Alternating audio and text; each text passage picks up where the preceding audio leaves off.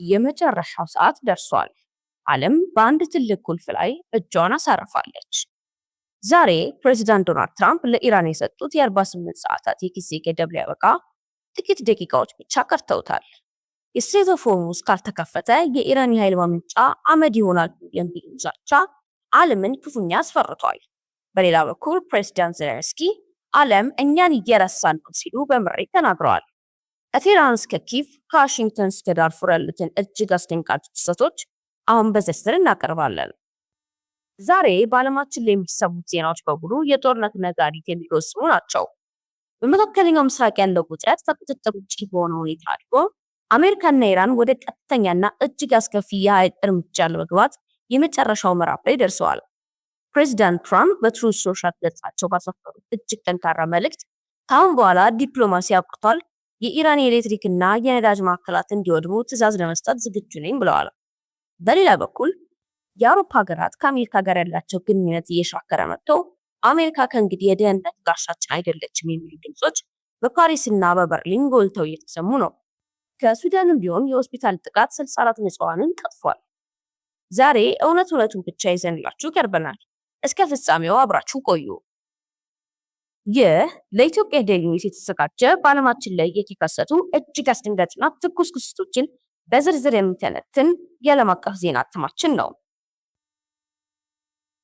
ፕሬዚዳንት ትራምፕ በኢራን ላይ የ48 ሰዓት የጊዜ ገደብ አበቃ። የስትሬት ኦፍ ሆርሙዝ ካልተከፈተ የኢራን የኃይል ማመንጫዎች አመድ ይሆናሉ። አሜሪካ በእሳት እየተጫወተች ነው። የኢራን ጦር በአሜሪካ የጦር መርከቦች ላይ ጥቃት ለመሰንዘር ዝግጁ መሆኑን አስታወቀ። ዓለም እኛን እየረሳን ነው። ፕሬዚዳንት ዜሌንስኪ በዩክሬን ስላለው አስከፊ የጦር ግንባር ሁኔታና ከአሜሪካ ጋር ስላለው ድርድር የሰጡት መግለጫ ነው።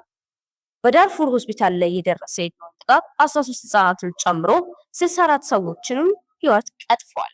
የዓለም ጤና ድርጅት ደም መፍሰሱ ይበቃል ሲል ጮኋል። የነዳጅ ዋጋ በአንድ በርሜል $120 ደርሷል። ዓለም አቀፍ የበረራ ስረዛዎችና የኢንዱስትሪ መቆሞችን ደግሞ ትልቅ ስጋት ተደቅኗል። የመካከለኛው ምስራቅ ውጥረት ዛሬ ከፍተኛ ደረጃ ላይ ደርሷል። ፕሬዚዳንት ዶናልድ ትራምፕ ለኢራን የሰጡት የ48 ሰዓት የጊዜ ገደብ ዛሬ ያበቃል። ትራምፕ በዋይት ሃውስ በሰጡት መግለጫው ኢራን በስትሬት ኦፍ ሆርሙዝ በኩል ያለውን የነዳጅ መስመር ካልከፈተች የኛ ምላሽ እጅግ ከባድ ይሆናል ብለዋል። ጨምሮም የኢራንን የኃይል ማመንጫዎችና የኢኮኖሚ መሰረቶች ሙሉ በሙሉ ለማጥፋት ትዕዛዝ ለመስጠት ዝግጁ ነኝ ሲሉ በቁርጠኝነት ተናግረዋል። አሜሪካ የአሜሪካ ክፋት ኤምባሲ ተብሎ የሚጠራውን በባግዳድ ኤምባሲዋ ላይ የሚሰነዘረውን ጥቃት ለመመከትም ተጨማሪ ኃይል አሰማርታለች። በሌላ በኩል የኢራን አብዮታዊ ዘበኛ ቃል አቀባይ አሜሪካ የኢራንን ኢኮኖሚ ኢላማ ካደረገች እኛም በመላው ቀጠና የሚገኘውን የአሜሪካ ወታደራዊ ካምፖችና የነዳጅ ማጣሪያዎችን አመድ እናደርጋለን ሲሉ ምላሽ ሰጥተዋል። ኢራን በህንድ ውቅያኖስ የሚገኘው የዲየጎ ጋርሲያ የአሜሪካና የእንግሊዝ የጋራ የጦር ሰፈር ላይም የረጅም ርቀት ሚሳኤል መተኮሷን ተከትሎ ውጥረቱ ወደ ቀጥተኛ ጦርነት ተሸጋግሯል። በመካከለኛው ምስራቅ ያለው ጦርነት የዓለምን ትኩረት በሳበበት በዚህ ወቅት ዩክሬን የተረሳች መስላ ትታያለች። ፕሬዚዳንት ዜሌንስኪ ዛሬ በሰጡት ቃለ ምልልስ ላይ ከፍተኛ ስጋታቸውን ገልጸዋል። ዓይንን ወደ አንዱ ግንባር ሲዞር ሌላኛው ግንባር እንዳይረሳ መጠንቀቅ አለበት ያሉት ዜሌንስኪ አሜሪካ ትኩረቷን ወደ ኢራን በማድረጓ ዩክሬን አስፈላጊውን የጦር መሳሪያ ድጋፍ እንዳታጣ ተማጽነዋል። ዜሌንስኪ አክለውም የሩሲያ ጦር በአየር ሁኔታው በመጠቀም ጥቃቱን እያጠናከረ ነው፣ እኛ ግን በከፍተኛ መስዋዕትነት እየመከትን ነው ብለዋል። ዩክሬን በሩሲያ ውስጥ በሚገኙ የነዳጅ ማጣሪያዎችና ወታደራዊ ተቋማት ላይ ከ280 በላይ ድሮኖችን በመተኮስ ከፍተኛ ጥቃት ሰንዝራለች።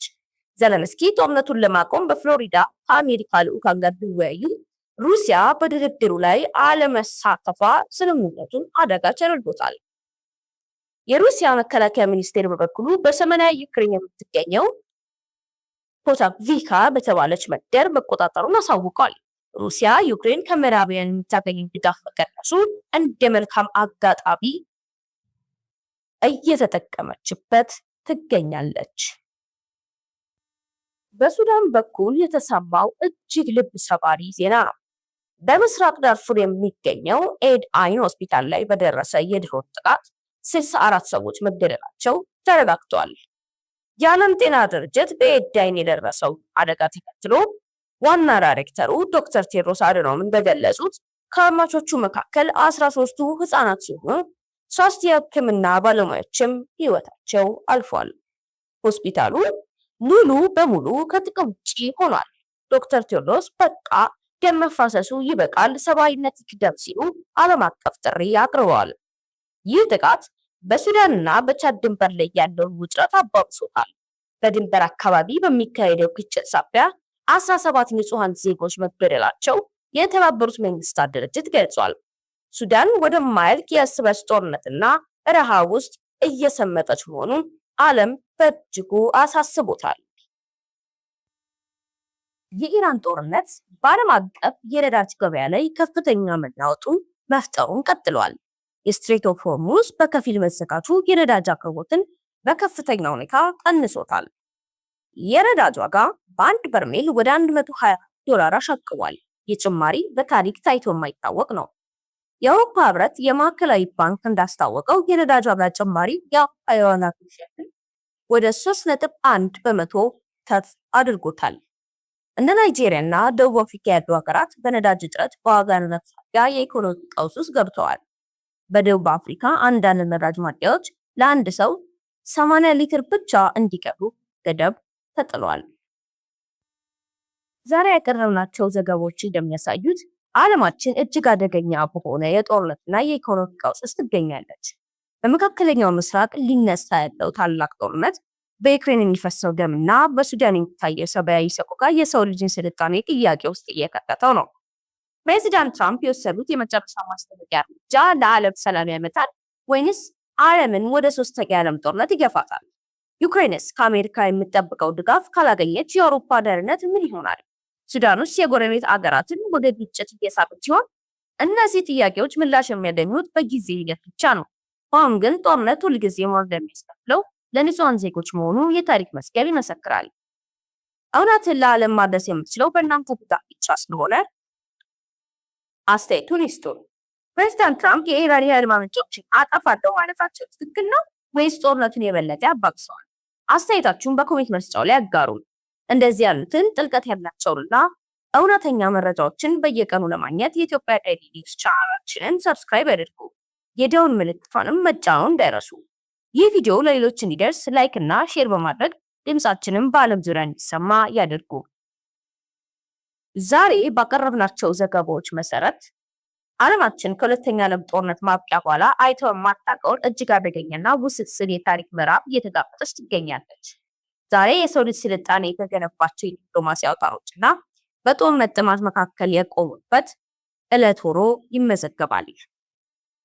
ፕሬዚዳንት ዶናልድ ትራምፕ በኢራን የኃይል ማመንጫዎች ላይ የሰነዘሩት የመጨረሻ ማስጠንቀቂያ የቃላት ጦርነት ብቻ አይደለም፣ ይልቁንም የዓለምን የኤነርጂ አቅርቦትና የኢኮኖሚ መረጋጋት ወደማይመለስ ገደል ውስጥ ሊከት የሚችል ቀውስ ነው። ኢራን በአጸፋው የስትሬት ኦፍ ሆርሙዝ የባህር መስመርን በቋሚነት ከዘጋች ከምዕራብ እስከ ምስራቅ ያሉት የዓለም ግዙፍ ኢኮኖሚዎች ሽባ መሆናቸው አይቀሬ ነው።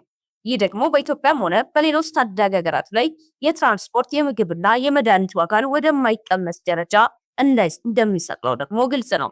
በሌላ በኩል የፕሬዝዳንት ዜሌንስኪ ስጋት የአንድ ሀገር ጉዳይ ብቻ አይደለም፣ ዓለም እኛን እየረሳን የሚለውን ንግግራቸው የዓለም ሀያላን ሀገራት ትኩረትን ሲከፋፍል ንጹሃን ዜጎች እንዴት ለጥቃት እንደሚጋለጡ የሚያሳይ ትልቅ ማስጠንቀቂያ ነው። አውሮፓ ከአሜሪካ ጋር ያላት ወዳጅነት እየሻከረ መምጣቱና ዩክሬን የድጋፍ እጦት ቢገጥማት የአውሮፓ ደህንነትና ሉዓላዊነት ለከፍተኛ አደጋ ይጋለጥባቸዋል። ይህ ስንጥቅ ደግሞ ሩሲያ በምስራቅ አውሮፓ ያላትን የበላይነት እንድታጠናክር በር የምትከፍትላት ይሆናል። በሱዳንም ሆነ በጋዛ የሚሰማው የንጹሃን ለቅሶና የሆስፒታሎች መውደም የሰው ልጅ ሕሊና ምን ያህል እንደደከመ ያሳያል። ዛሬ በዳርፉር የረገፉት 13 የህፃናት ህይወት ዓለም አቀፍ ተቋማትንና የሰላም አስከባሪዎች ግጭቶችን ከማውገዝ ባለፈ ሰላምን ለማስፈን ያላቸውን አቅም ውስን መሆኑን በደም የተጻፈው እውነት ነው። እውነቱ ግን አንድ ነው። ሰላም ካልሰፈነ ድል የሚባል ነገር የለም። ጦርነት አሸናፊ የለውም። ተሸናፊው ግን ሁልጊዜም በቤቱ ተኝቶ ሰላምን የሚመኝ ንጹህ ዜጋ ነው። እና በኢትዮጵያ ዴይሊ ውስጥ እነዚህ ክስተቶች በጥንቃቄ መከታተላችንን እንቀጥላለን። ዓለማችን ከዚህ ጦርነት ስትወጣ ወደ ድርድር ጠረጴዛ የምትመለስበትን ቀን በጉጉት እየጠበቅን እስከሚቀጥለው ቀን ሰላም።